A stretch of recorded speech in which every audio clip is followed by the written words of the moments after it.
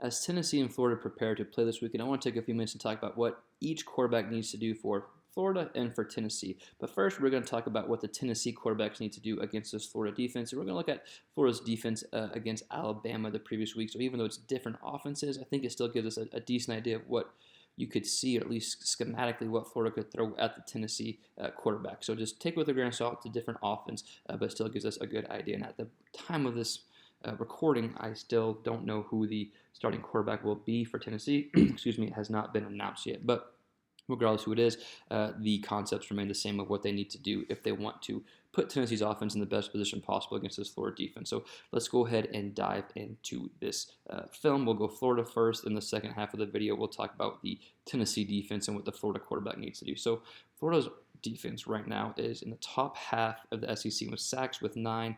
I think it goes without saying, anyone that keeps up with Florida football in the SEC, their DC is going to want to put pressure on the Tennessee quarterback, especially in passing down. This play here is 3rd and 7. We're going to see pressure come here, and you'll see Florida show a lot of things pre-snap, so show a lot of formations pre-snap, then move to something else post-snap, like they do here. So they have 2 up top safeties here, and they're going to roll into another defensive formation post-snap here. And with Florida's defense, even though they've given up some yards in the passing game through the first few games of the season, they have played Alabama, who is the best team in college football right now, and went toe for toe with them. So if you're Tennessee's offense, just because they've given up some yards passing, you won't let that fool you. So let's go ahead and dive into the film here. So you're going to see with Florida's defense, they'll show you something pre-snap and go to something else post-snap. Right here, it shows 2 up top safeties. You'll see it actually is going to be a cover 1 man under. This safety is going to roll here. This is almost like a robber, cover 1 robber, but he comes in and takes the tight end here. So we're going to see Florida showing you one thing here, and they go into something else, right? So you see man across the board, man across the board. You got a spy on Bryce Young here. I would expect Florida to have a spy on Hooker or Milton, whoever's the guy, and bring pressure. So Florida's defense is going to, 1, try to get pressure, and 2, try to get the quarterback to throw quickly and create turnovers.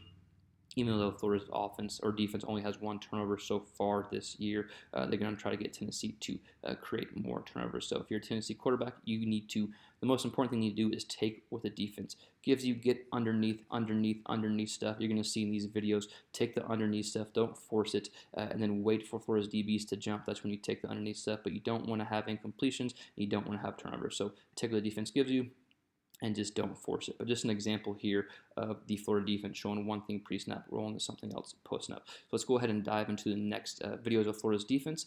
Before we do, I just want to encourage you to consider subscribing to this channel if you like any quarterback-related content. Great. Okay, let's go on with the rest of the video. So here's a 3rd and 5, and we're going to see Florida's defense show one thing pre-snap, then kind of roll into something else post-snap. So we'll go ahead and count this as a passing situation because it's 3rd and 5. We're going to see Florida bring pressure here. So if you're the Tennessee quarterback, expect pressure to come, and I think you can expect pressure to come regardless of what the down is from Florida, especially with the history of what their DC likes to do, and with Tennessee's offense, you can expect them to want to get pressure. So 3rd and 5, expect pressure. Right here, it looks like we got all soft coverage here, right?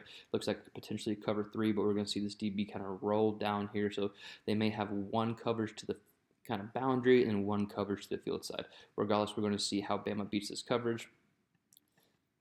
So they bring just in the left side here. They bail out, and then we're going to hit a crossing route right here. They have a little mesh concept going, right? Boom. And then they're able to hit that crossing route here. So I think right here, did they get the first down? Yeah, they do. So I think right here, even though Bama's receivers are top notch, you still want to give your receivers a chance to beat Florida's DBs to see if they're able to do that. So if it's 3rd and 5, hit an underneath route and hope that your receivers are able to get that first down there. But still, you don't want to force it. You don't want to try to push it down because Florida is kind of playing that off coverage that we saw. So even if they don't get the first down, take what the defense gives you and just don't commit a turnover if you're the Tennessee quarterback. Regardless if it's Hooker or Milton, take the easy throws even if it doesn't get you the first down at the time. So here's another passing situation. We got 3rd and 10, and again, we're going to see Florida bring pressure here. I do feel confident saying that Florida is going to bring pressure against Tennessee, especially in passing situations. They're going to try to force the quarterback to get rid of the ball quickly, which is good. You want to if you're the quarterback, but you want to make the right decision. So what Florida does, again, like we talked about, They show one thing pre-snap and they roll to something else post-snap, right? So you got one up top safety, even though he's going to come into straight man coverage here. And watch how fast he's able to break on this coverage. It ends up being a really good ball by Bryce Young for a first down. But you got man coverage to the boundary side, and then you got more of a zone concept to the field side here. So again, Florida's showing kind of two different things at you. You need to be aware of that if you're the Tennessee quarterback. There comes the blitz here, right?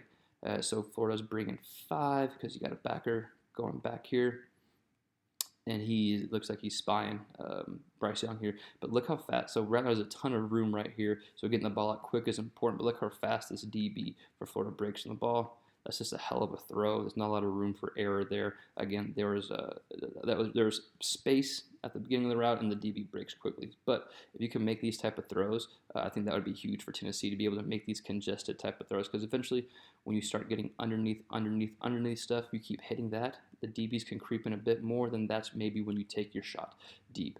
So again, just another example of what Florida could do on a passing situation, and what they'll probably will do, showing one thing field side and one thing boundary side. So here's a 1st and 10 look for Florida. So we're going to see, even though there's not 5 down linemen essentially, you still basically have 5 defensive linemen, just not all of them in our stance, and each guy comes here. So another example of taking what the defense gives you here, because even though they're kind of all compact here, right, you got 1, 2, 3, 4, 5, 6, 7, 8, 9, 10. So even though that's a messy drawing, I'm sorry, even though there's only technically 7 in the box, you got 3 creeping DBs here. So, and yes, Tennessee's deep offense is going to be a little more spread out. They're going to try to spread the field. But I think the concept remains the same that we're talking about, taking what the defense gives you. Let's go ahead and see the snap of the ball here. So right off the bat, DBs bail, right? So even though they are creeping in the box pre-snap, they are bailing. There's going to be underneath opportunity. We're going to see a mesh sit concept, meaning cross, and then we have a receiver sitting behind that cross here. So we see a good job by Bama's offensive line actually picking up all 5. I don't know if Tennessee will have this much time to throw, but if you do, again, take on the defense gives you, right? Throw the underneath stuff, and eventually, hopefully, you can take some shots deep. But I would just go underneath if I'm Tennessee, regardless who is at the quarterback position here. You just don't want to force anything. You don't want to commit turnovers. You don't want incompletions to stack on top of each other. So take completions underneath if Florida's going to give you that type of space.